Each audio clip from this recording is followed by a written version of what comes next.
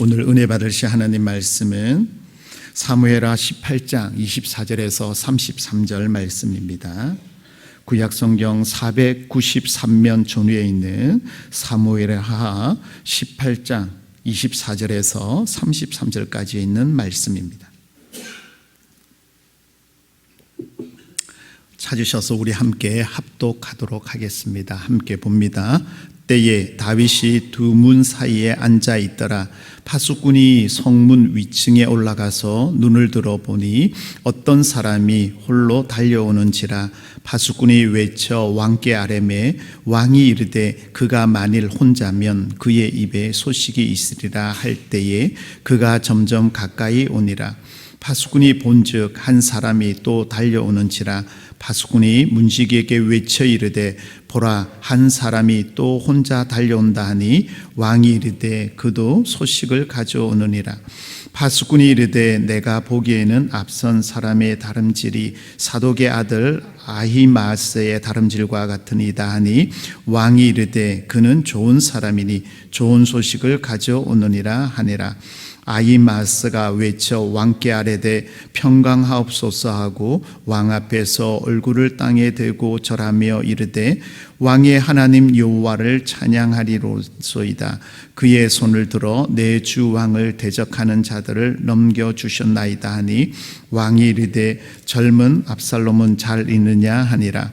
아히마스가 대답하되 요압의 왕의 종 나를 보낼 때에 크게 소동하는 것을 보았사오나 무슨 일이든지 알지 못하였나이다 하니 왕이 이르되 물러나 거기 서 있으라 하며 물러나서 서 있더라. 구스 사람이 이르러 말하되 내 주 왕께 아랠 소식이 있나이다. 여호와께서 오늘 왕을 대적하던 모든 원수를 갚으셨나이다 하니 왕이 구스 사람에게 묻되 젊은 압살롬은 잘 있느냐? 구스 사람이 대답하되 내 주 왕의 원수와 일어나서 왕을 대적하는 자들을 다 그 청년과 같이 되기를 원하나이다 하니 왕의 마음이 심히 아파 문 위층으로 올라가서 우니라. 그가 올라갈 때에 말하기를 내 아들 압살롬아 내 아들 압살롬아 차라리 내가 너를 대신하여 죽었더라며 압살롬 내 아들아 하였더라. 아멘. 오늘 본문 중심으로 33절에 있는 내가 너를 대신하여 죽었더라면 이라는 말씀으로 함께 은혜 나눌 때 오늘 말씀을 통하여 여러분에게 샘을 얻는 은혜의 시간 되길 축복합니다. 11장부터 18장 내일 살펴볼 19장 8절까지는 다윗의 모략입니다. 그리고 19장 9절부터는 다시 다윗이 이스라엘 왕으로 세워지고 하나님의 일이라는 부분으로 나누어집니다. 우리가 잘 아는 압살롬이 이제 반역을 일으켜서 승승장구를 합니다. 그래서 다윗이 어디까지 하면 요단 동편까지, 그러니까 거의 끝자락까지 몰려서 아들에 의해서 쫓겨나죠. 그래서 신발도 제대로 신지도 못하고 머리가 풀린 채로 갑니다. 그럴 때에 압살롬의 전략가 책사가 있는데 그 책사가 누구냐면 아히도벨이라는 사람입니다. 탁월합니다. 너무너무 탁월합니다. 그래서 압살롬에게 말합니다. 저에게 군사를 주십시오. 그러면 바로 쳐들어가서 다윗을 죽이겠습니다. 이 전략이 맞습니다. 그러니까 그 당시에는 왕이 죽으면 전쟁이 끝나는 거였습니다. 근데 다윗의 전략가 책사가 있었는데 호세라는 사람입니다. 그래서 호세가 압살롬 아들이 가서 거짓으로 이제 그 왕의 전략가로 가는 거죠. 다윗을 도와주기 위하여. 그것 또한 하나님의 전략입니다. 하나님께서 호세를 통하여 그 일을 하죠. 후세입니다. 호세가 아니라 후세. 그래서 아히도벨이 전략을 낼 때 후세는 반대 의견을 내서 압살롬의 마음을 얻게 됩니다. 그것 또한 하나님의 전략입니다. 그러니까 전쟁에는 하나님께서 다 개입을 하시죠.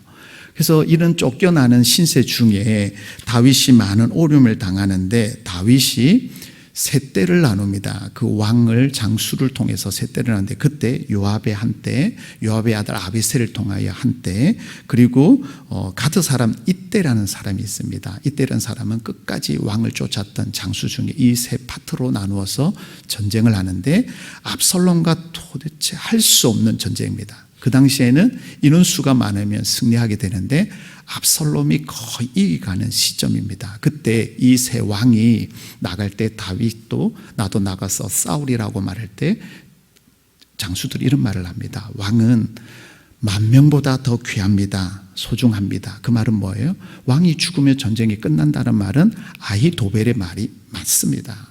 그때 왕은 기다리고 있고 전쟁에 나가서 싸우는데 그 전쟁에 했던 곳이 18장 6절에 보면 에브라임 수풀이라는 곳이 나옵니다. 수풀은 어떤 곳이냐면요, 지형지물을 이용해서 전쟁할 수 있는 전략이 있으면 충분히, 그러니까 인원수가 아니라 어떻게 개입하느냐는 겁니다. 이 수풀은 우거진 곳이고 밀림이기 때문에 잘 보이지 않습니다. 하나님께서 이 수풀을 통하여서 전쟁에 승리하도록 합니다. 요수아가 전쟁할 때 요수아 10장에 보면 오늘 본문 읽지는 않았는데요, 우리가 주일 본문이었는데 18장 8절에 보면 그날의 수풀에서 죽은 자가 칼에 죽은 자보다 많다. 칼에 죽었다는 것은 사람과 사람의 전쟁에서 사람이 칼로 쳤다는 말이에요. 근데 수풀에서 더 많았다는 것은 하나님께서 그 당시에 압살롬의 전쟁에 2만 명을 죽이는 일들이 일어납니다. 그러니까 놀라운 일들이 일어나는 거죠. 10,000명이 2만 명을 죽일 정도로 전쟁에 대승했던 이유는 요수아 10장에 보면은 하나님께서 우박을 내리셔서 그들의 아모리 족속을 다 전멸시키는 사건이 일어났어요. 그럴 때에 여러분이 잘 아는 요수아 10장 12절에 보면 요수아가 기돈에 있는 기브론 위에 태양은 머물러라, 그리고 달아 너도 아야론 골짜기에 머물러라는 그 하나님이 개입하셔서 전쟁에 승리했던 사건이 있었습니다. 그래서 5절에 6절에 나타나는 이 숲을, 에브라임 숲을 통하여서 전쟁에 승리합니다. 이길 수 없는 방법. 그리고 여러분 아는 7절이 있죠. 18장 7절에 보면 압살롬이 도망가다가 상수리 나무 걸려서 요압을 통하여 죽음을 맞이합니다. 어떻게 이런 일이 일어날 수 있을까요? 여러분, 전쟁은 사람의 힘으로 되는 게 아니라 하나님이 하시는 줄 여러분 믿으시기 바랍니다. 이 모든 일이 승리하고 나서 오늘 본문이 이 소식을 알려주는 내용이 오늘 본문에 기록되어 있습니다. 자, 근데 오늘 본문에 보시면 이렇게 시작되죠. 오늘 본문에 때에 전쟁에 승리해서 소식을 알려야 되는데 때에 두 문 사이에 앉아 있더라. 다윗이 어디예요? 문, 우리로 말하면 정문에 앉아서 기다리는 거예요. 근데 15장에 보면 압살롬이 성문에 앉아 있었거든요. 앉았던 비결은 4년을 기다리면서 이스라엘들의 마음을 샀어요. 15장에 쭉 보시면 어떤 내용이 있냐면 4년 동안 압살롬이 기다리면서 성문은 어떤 곳이냐면 재판하는 곳, 그리고 어떤 문제를 회의하고 해결하는 곳이 그겁니다. 그곳에서 압살롬이 있으면서 내가 왕이 되면 이 문제를 해결해 줄 건데 하고 백성들의 마음을 삽니다. 그리고 백성들의 손을 잡아주면서 이스라엘 백성들이 압살롬의 마음을 가짐으로 헤브론에서 왕을 추대로 받았던 사건이 15장 16장에 일어납니다. 근데 압살롬은 앉아서 그들을 했다면 오늘 본문의 다윗은 뭐하고요? 앉아 있었더라라고 돼 있죠. 그러니까 압살롬은 제가 말을 잘못했네. 압살롬은 그 문에 서 있어서 백성들을 맞이했는데 오늘 다윗은 문에 앉아 있어요. 앉아 있었다는 말은 뭐냐면 머물러 있었다라는 뜻이에요. 뭘요? 아들 소식을 기다리기 위해서 앉아 있는 다윗의 모습인데 파수꾼을 보니까 두 명이 옵니다. 첫 번째 28절 보면 아히마아스라는 사람이 달려오는데 아히마아스는 전쟁의 모든 것을 알고 있지만 압살롬이 죽었다는 소식을 전하지 않습니다. 어떤 소식을 전하냐면 전쟁에서 승리했습니다만 알려줍니다. 아히마아스가 올 때 다윗의 첫 마디가 이겁니다. 오늘 보면 29절에 젊은 압살롬은 잘 있느냐? 아들이에요. 전쟁의 장수가 세 때로 나눠서 갈 때에 다윗이 신신당부한 게 있습니다. 젊은 압살롬에게 너그럽게 대하라. 그 말은 죽이지 말라는 말이에요, 여러분. 압살롬은 다윗에게는 아들이지만 다윗과 함께했던 장수들에게 적군은 누구예요? 압살롬이에요. 압살롬을 죽여야 전쟁이 끝나는 거예요. 근데 다윗은 신신당부를 합니다. 젊은 압살롬을 너그럽게 봐줘라. 죽이지 말고 데려오라. 이 말이거든요. 근데 요압이 이 압살롬을 죽여요. 그래서 아히마아스가 죽였다는 소식을 전하지 않고 승리했다는 소식만 전하고, 그 다음에 31절에 보면 구스라는 사람, 그러니까 전령이에요. 소식을 전한 사람이 이렇게 전합니다. 여러분 말씀 보세요. 31절 중반절에 어떤 소식이냐면, 여호와께서 오늘 왕을 대적하던 모든 원수를 갚았다. 그죠? 왕을 대적하던 누구죠? 압살롬. 그래서 32절에 다윗이 물어요. 젊은 압살롬은 어떻게 되었느냐? 또 묻죠. 자, 그랬더니 이렇게 고백합니다. 32절 중반절에 내 주 왕의 원수라고 표현합니다. 맞는 표현이에요. 압살롬은 다윗에게는 아들이지만 함께 전쟁하는 사람들에게 뭐예요? 적군이에요. 원수예요. 그래서 왕의 원수, 그리고는 뭐라고요? 왕을 대적하던 자들은 그 청년과 같이 되었다는 말은 압살롬이 죽었다라는 말을 지금 승전보를 알려줬어요. 근데 다윗은 이 소식을 듣고 어땠을까요? 전쟁에서 승리했지만 압살롬은 누구예요? 아들이에요. 아들이 죽었을 때 다윗의 모습이 이 모습인데, 여러분 보세요. 오늘 33절에 왕의 마음이 심히 아파라고 말하죠. 이는 아르가즈라는 뜻인데 뭐냐면 경악하다, 경노하다, 자극하다, 전율이 흐르다라는 뜻이에요. 그러니까 모든 감정을 하나로 모아서 뭐냐면 심히 아파, 마음이 심히 아팠다는 말은 무너지다, 넘어지다, 경노하다는 거예요. 왜 그랬을까요? 아들이 죽었어요. 말씀드렸지만 다윗과 함께 했던 장수들과 백성들에게 있어서 압살롬은 적군이지만 다윗에게는 뭐예요? 아들이에요. 아들. 근데 다윗이 이런 고백을 합니다. 위층으로 올라가면서 말씀 보세요. 33절 중반절에 내 아들 압살롬아, 내 아들 압살롬아, 차라리 함께 봅니다. 내가 너를 대신하여 죽었더라면 압살롬 내 아들아 하였더라. 내 아들이란 말이 5번 나오고 압살롬은 3번 말해요. 한 절에 이렇게 나온 거는 강조하고 또 강조하는데, 여러분 보세요. 오늘 이 33절에서 우리는 무엇을 찾아야 되냐면 아버지의 마음을 발견해야 되는 거예요. 전쟁의 승리보다 지금 뭐예요? 다윗은 왜 이렇게 눈물을 흘리며 마음 아파할까요? 다윗의 눈물의 의미를 살펴봐야 되는데, 여러분 우리가 앞으로 다시 가면 다윗이 승승장구했을 때에 우리의 아내 밧세바를 간음했고 우리아를 죽였을 때에 살인까지 가는 간음과 살인죄를 했습니다. 그때 중심에 누가 있었냐면 요압이 있었습니다.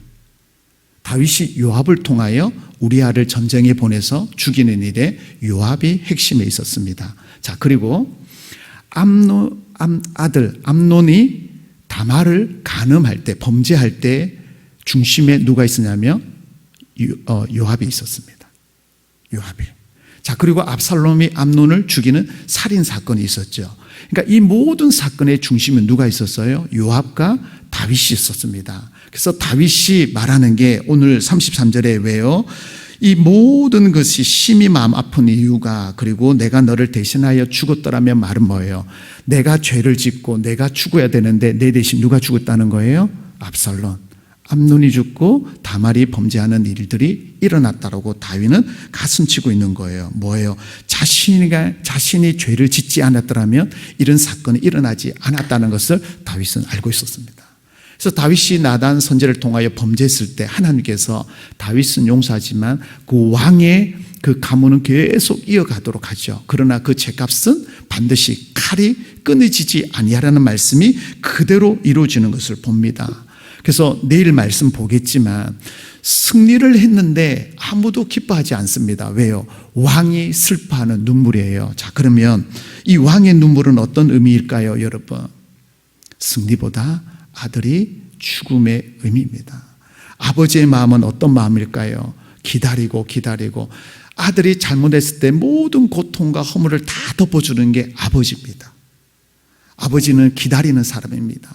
아버지는 모든 일을 위하여 다 할 수 있는 것이 아버지입니다.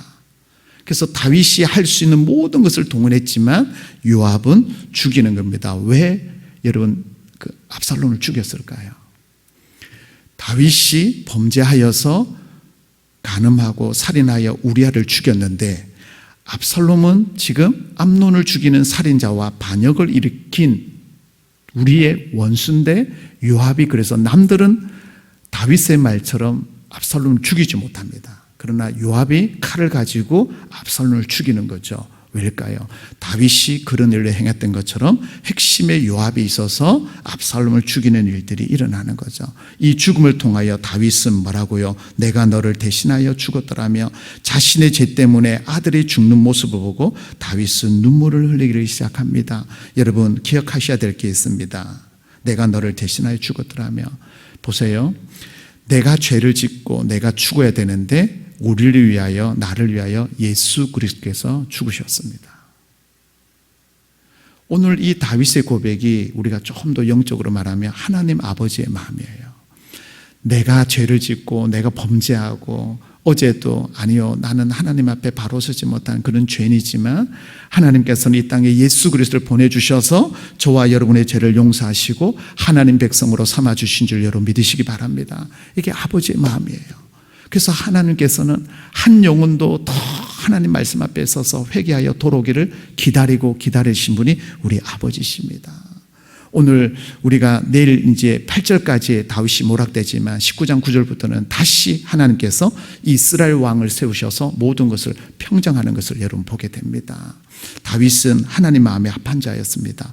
범죄하고 그 죄에 대한 대가를 치렀지만 하나님께서는 이 다윗이 마음을 기억하시고 하나님을 집중하는 그 마음을 하나님께서 내 마음에 합한 자라고 말합니다. 오늘도 여러분 우리는 무엇을 위해 달려가야 될까요? 하나님을 바라보시면서 다윗이 아들을 마음을 위하여 눈물을 흘린 것처럼 우리 하나님 아버지께서는 우리를 위하여 우리 교회를 위하여 우리 성도를 위하여 눈물 흘리시고 간구하고 기다리시는 우리 하나님 아버지 앞에 더 가까이 나가는 우리 믿음의 백성들이 다 되시기를 예수님 이름으로 축복합니다. 기도합시다. 좋으신 우리 하나님, 오늘 말씀을 통하여 다윗의 마음, 우리 하나님 아버지의 마음을 알게 하여 주심을 감사합니다.